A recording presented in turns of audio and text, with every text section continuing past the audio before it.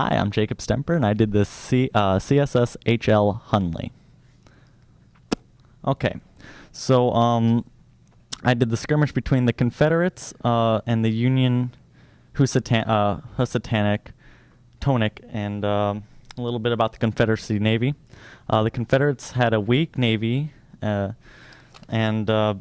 actually they had no navy and couldn't compete with the Union's relatively large navy. The Union made a blockade on most of the southern ports so that they would be choked. So the Confederates decided to use a rare tactic and to break it up. They developed the ironclads, floating mines, and submarines. Union Navy. In 1862, the Union made a half-functioning blockade with all 40 ships, which made up their navy. This was used to suppress the Confederates to give up. Rumor had it that the Confederates were scrambling to make up the infernal machine, which was known as the submarine today, which was supposed to float beneath the water and attack enemy ships. The Union tried likewise, which resulted in the Monitor and Merrimack confrontation.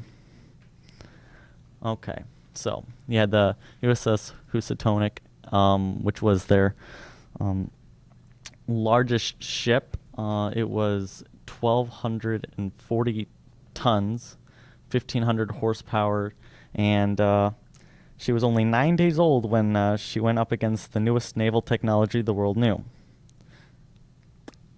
On the other side, you had the CSS Hunley, which was not the first submarine. However, that was the turtle which was used in the Revolutionary War against Britain.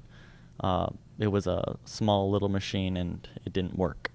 But this was the successful and a very crude warship. It was 39 feet, 2 tons, and had 1 contact mine.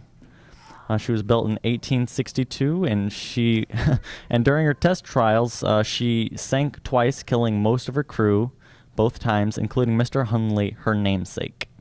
The plan was to destroy the Housatonic and annihilate the blockade. So, then we had the little skirmish. On the night of February 17th, 1864, the Housatonic spotted something under the water, and they believed to be the submarine that they heard was supposedly coming. The alarm was sounded, and they tried to subdue it with their rifles and handguns, but to no avail, and they couldn't use their cannons because it was too close.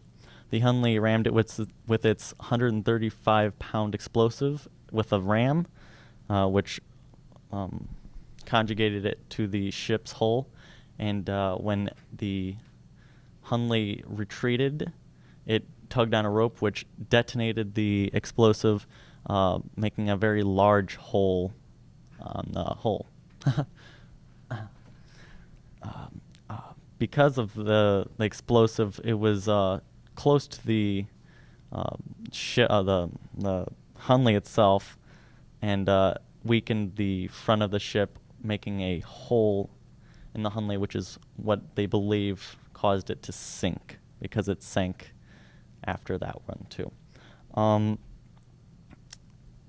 Let's see here. No, it's not.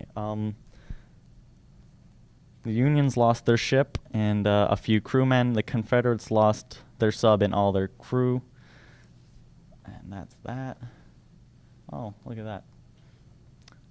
After the flare went off, they went to the surface, flared, the Hunley flared a victory, went back underwater to go back to shore, which they never made it, killing them all.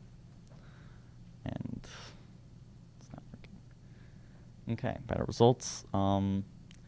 Housatonic became the first ship to ever sink due to a submarine warfare. 5 men, 2 officers, and 3 crewmen went down with the ship, while an unknown number of Union Navy soldiers were injured. The Hunley won her first victory, but lost at sea the same night while returning home. The Hunley killed more Confederates in this skirmish than it did Union soldiers overall. I have a small clip here which was gives a little bit more detail on the entire